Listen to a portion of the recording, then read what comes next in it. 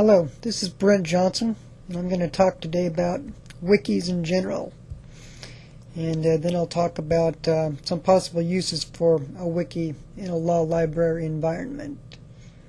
My presentation will be followed up by Debbie Ginsberg's presentation on some of the specifics on how to create and set up a wiki. So, tool that can also double as a web page that can be adopted to just about any situation imaginable. So, as you probably know, before you right here is wikipedia.org. Wikipedia is the, shall we say, the Uber wiki.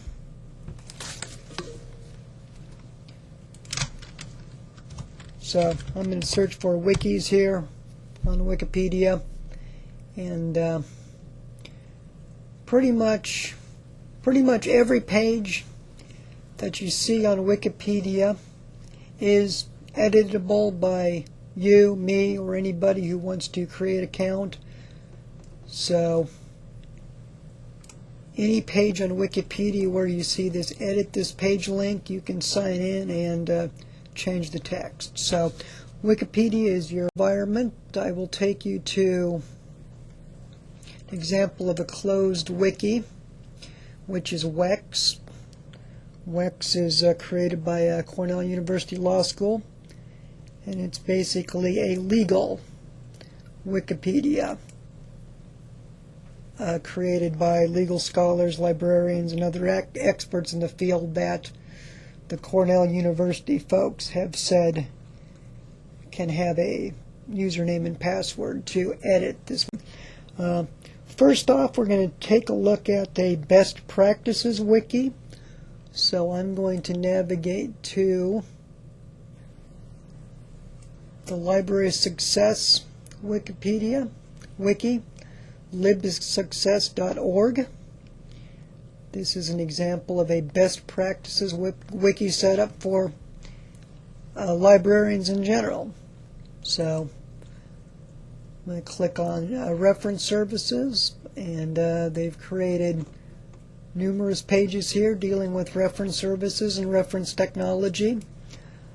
They've created links to software and libraries that are using instant messaging services in the library environment. So sort of a one place for librarians to go to stop to find resources and information on a wide variety of topics. So you could create a best practices wiki at your law library where people could go to find and collect information that could help them do their job.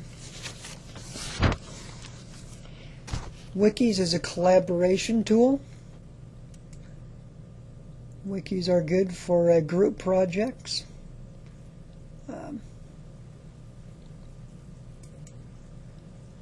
LLRX.com has written an article dealing with library wikis, wikis for documentation and collaborative authoring. So you might want to take a look at this web page before you begin your endeavors in creating a collaboration wiki.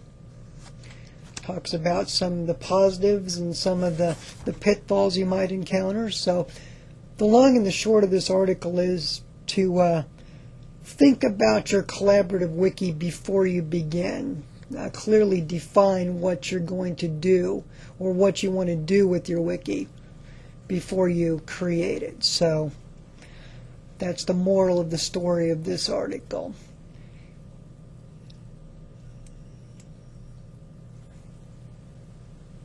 An example of a collaborative environmental wiki, library instruction wiki created by librarians in Oregon.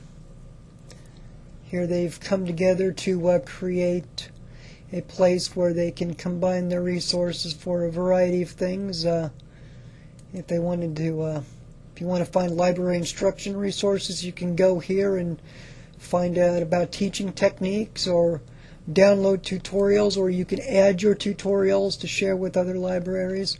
So Using this as an example, you could create a collaborative wiki where different departments could post their documents and resources that others might find useful. So it would be a good central repository for in-house links and information.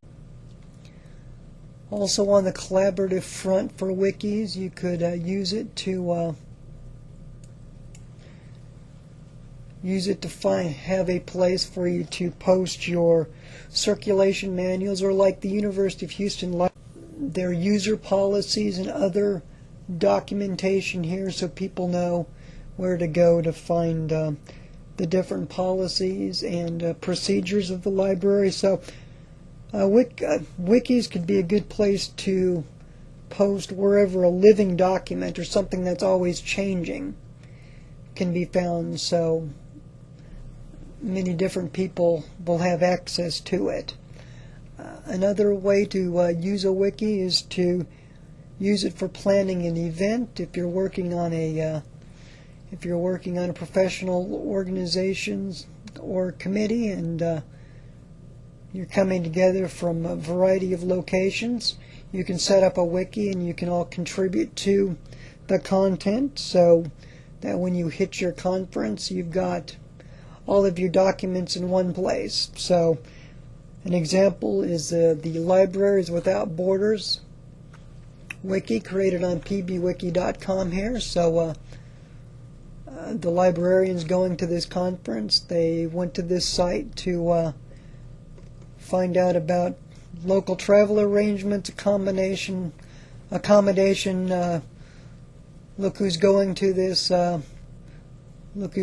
conference, etc. So Libraries Without Borders, this is an example of a wiki used to plan an event.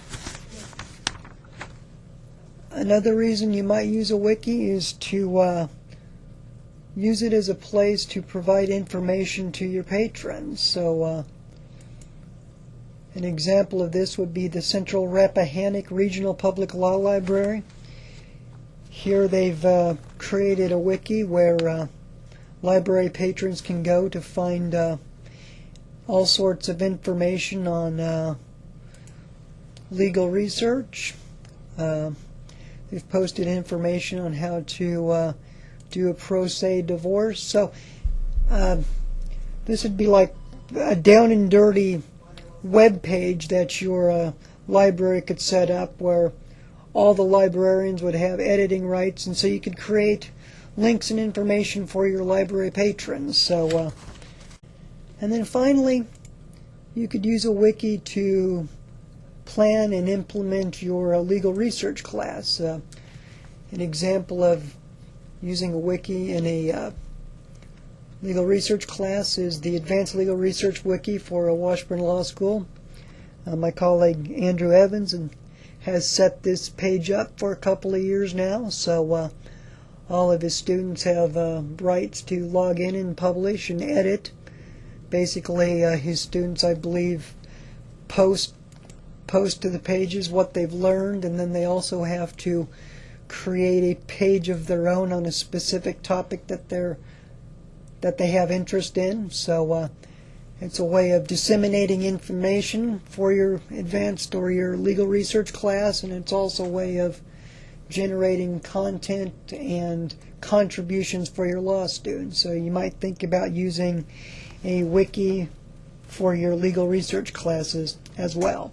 So there are 4 or 5 different examples of ways that you might use a wiki, and the next presentation in this series will be by Debbie Ginsberg about some of the basic nuts and bolts in creating a wiki.